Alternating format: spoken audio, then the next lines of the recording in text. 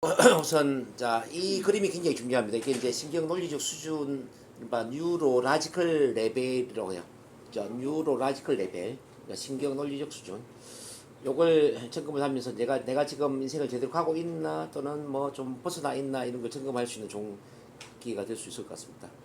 우선 이제 자기 정렬이 되기 위해서는 영성 차원의 for what, for whom, 무엇을 위해서, 누구를 위해서 내가 인생을 살고 있느냐 이걸 알아야 돼요. 이건 내 비전의 위치라고 그래. 비전의 위치. 비전의 위치는 뭐냐면은 뭐 우리가 인식을 하건 인식하지 않건 간에 우리는 어떤 시스템에 속해 있잖아요.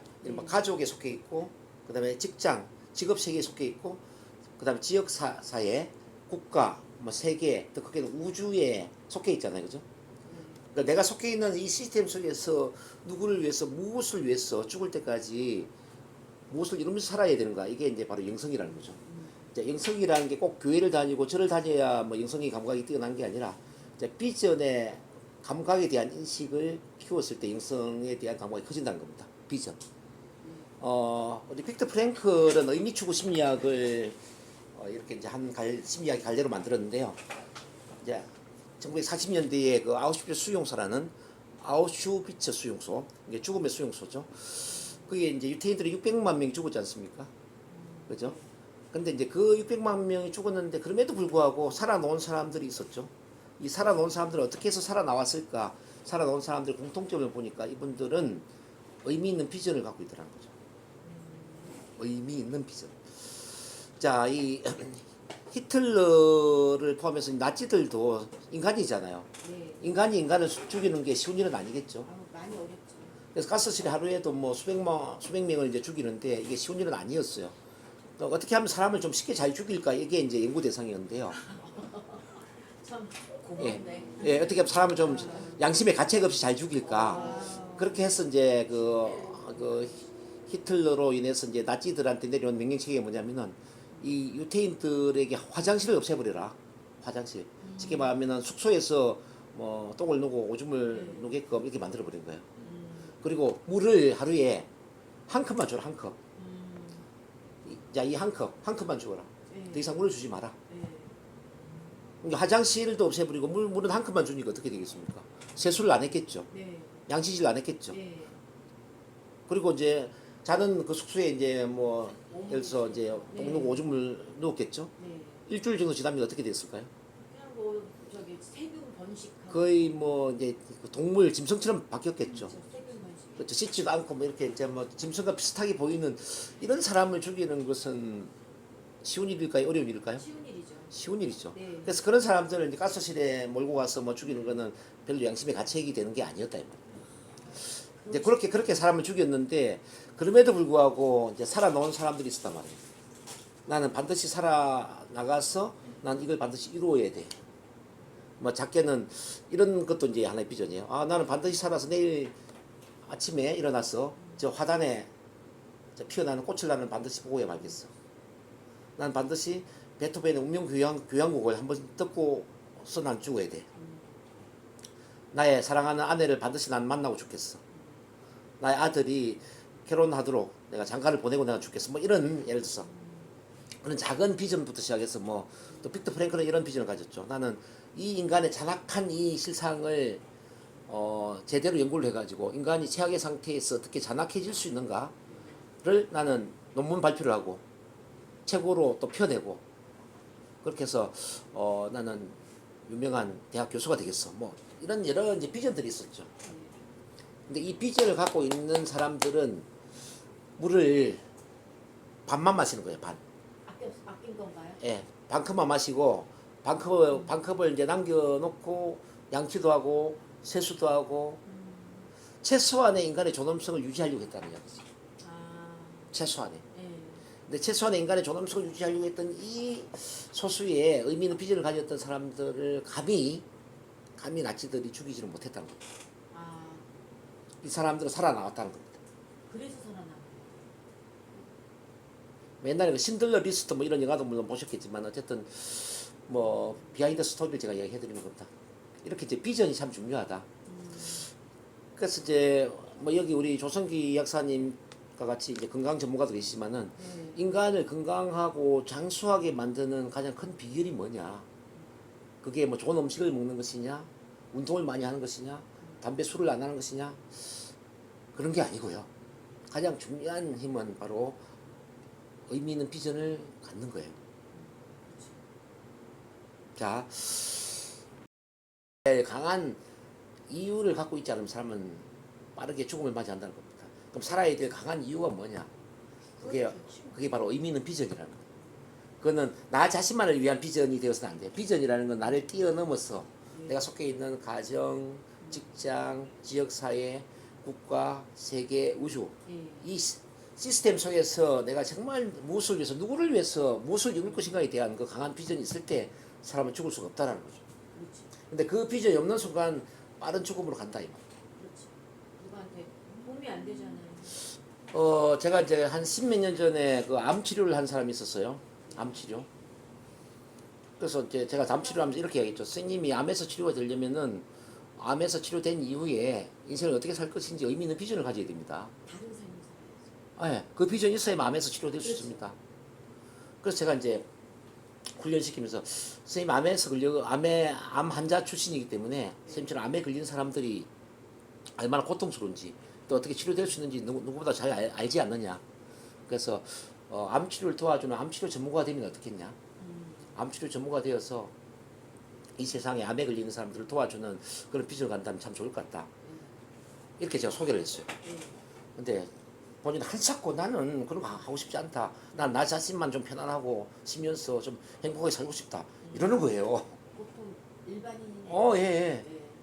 굳이 자기는 그런 뭐 남을 위해서 이렇게 하고 싶은 일이 생각이 없다는 거예요. 네. 그러다 보니까 한 2년 이후에 다시 암이 재발된 거예요. 만약에 그분이 의미 있는 비전을 가졌다면 절대 암이 재발되지 않죠. 그렇죠. 새로운 인생을 네. 살아야 돼. 그렇죠. 암에서 회복되면 삶이 달라져야 되는데 네. 그 가치 있는 쪽으로 가야 되는데 그 가치 있는 쪽으로 비전을 갖지 못하다 보니까 다시 암이 재발된단 말입니다. 네. 그 삶을 자, 이런 살아가야 질병도 이제 그런 것처럼 여기 뭐 저한테 오는 뭐 우울증이나 불안증이나 공황장애나 뭐 많은 정신적인 문제를 갖고 있는 분들이 있는데 그분들에게도 똑같은 이야기 하거든요. 자, 많이 내려가면 많이 올라가야 됩니다. 당시 발표 불안증으로 많이 힘들었다면은 발표 불안증 반대의 큰 비전을 가져야 됩니다. 그럼 발표 불안증 반대의 큰 비전은 뭘까요? 당신처럼 발표 불안증을 갖고 있는 사람을 치료하거나 도와주거나 이 발표 불안 전문가가 되면 되지 않겠냐? 스피치 전문가가 되면 되지 않겠냐? 이렇게 얘기하면 꼭 이분들이 어떤 이야기 하냐면 저도 그냥 편안하게 말만 잘했으면 좋겠어요.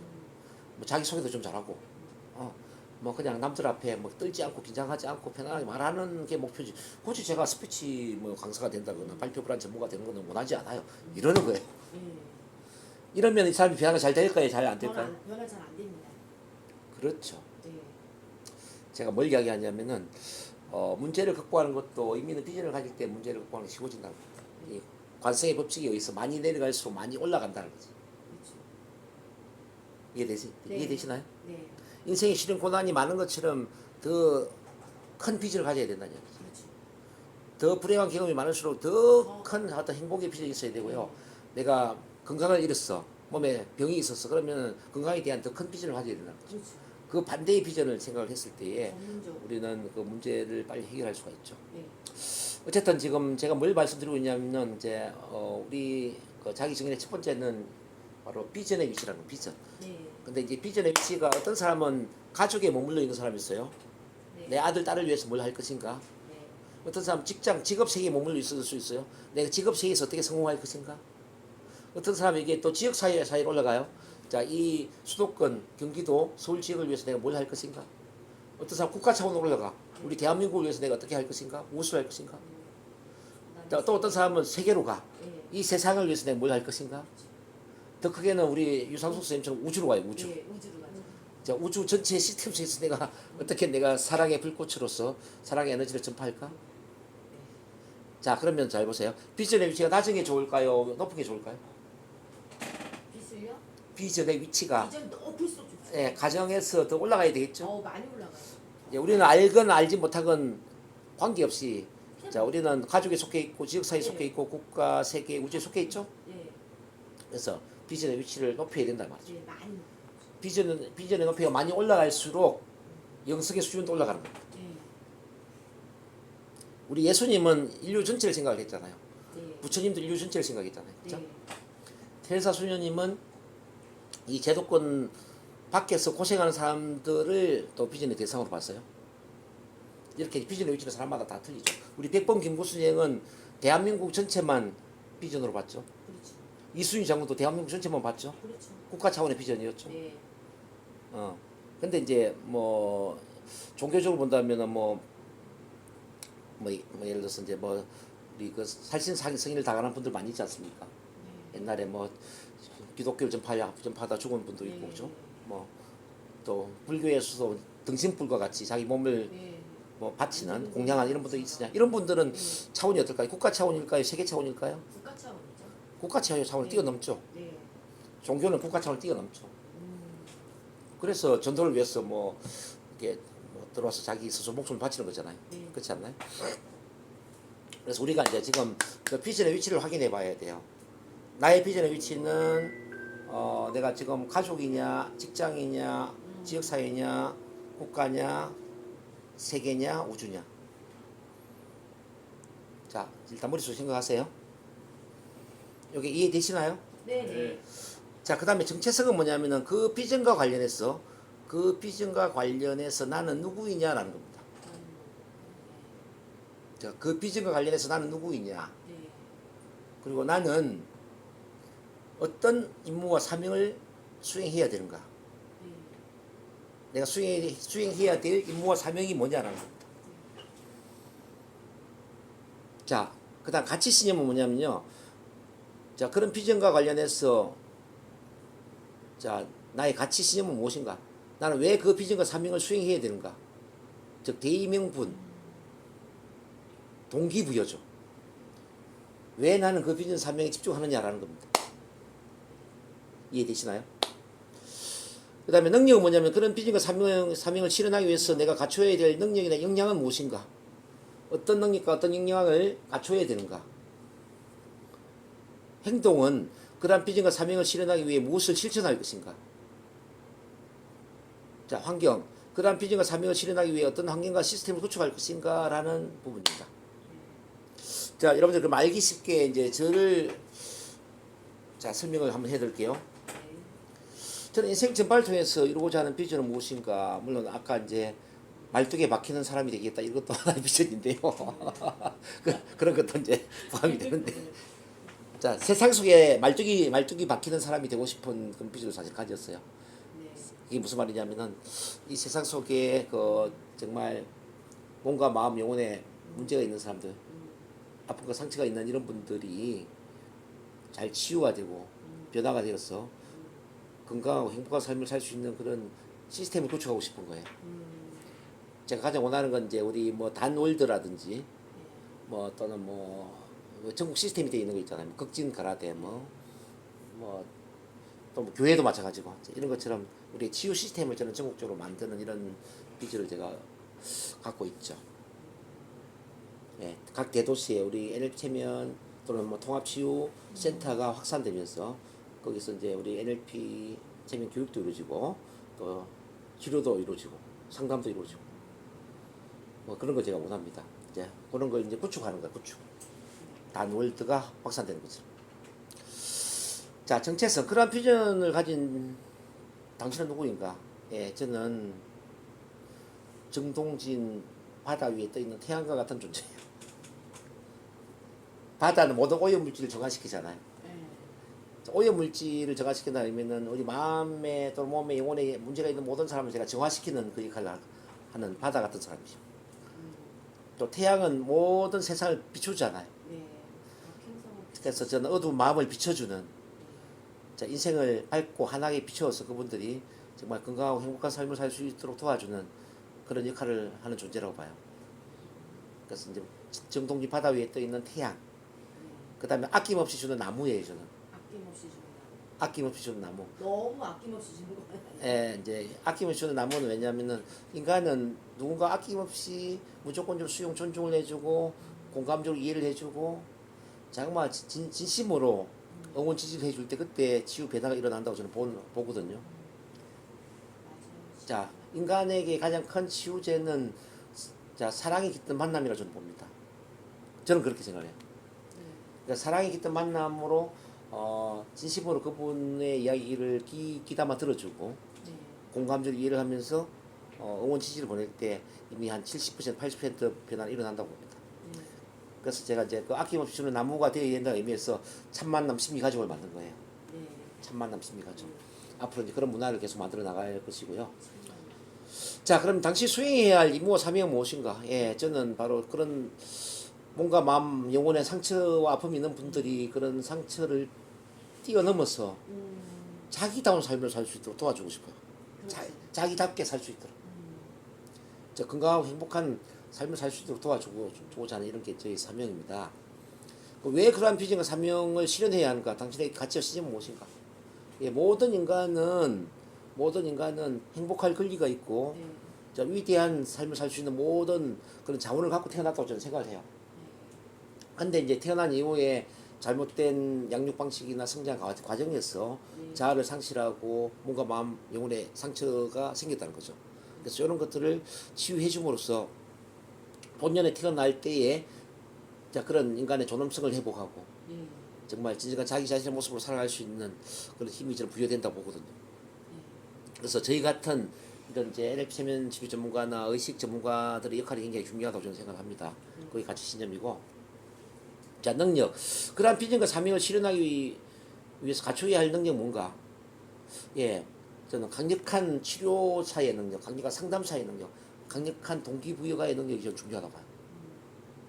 예, 그래서 저는 지금도 항상 책을 읽고 또 연구하고 상담 사례를 연구하고 어떻게 하면 위대한 상담사가 될까, 위대한 치료사가 될까, 어떻게 하면 강의를 잘할까, 뭐 이런 데 저는 관심이 많습니다. 그렇게 저는 인생을 살아왔고요. 행동. 그러한 비전과 사명을 실현하기 위해서 무엇을 실천할 것인가? 예, 저는 매일 3회 이상은 상담을 하거나 강의를 해야 된다고 저는 봅니다. 매일 네. 3회 이상은 뭐 그렇게 해야 된다고 봅니다. 그래서 오늘도 제가 이제 여기 여러분들하고 같이 하루를 지나고 저녁 또 10시까지 저는 스케줄이 계속 있거든요. 이제 풀로 이제 오늘 10시 반에 이제 시작을 했다면은 네. 오늘 이제 저녁 10시가 되면 아마 마쳐질 거예요. 이렇게까지 하시는구나. 근데 그게 저한테는 가장 큰 기쁨이고 희열이에요.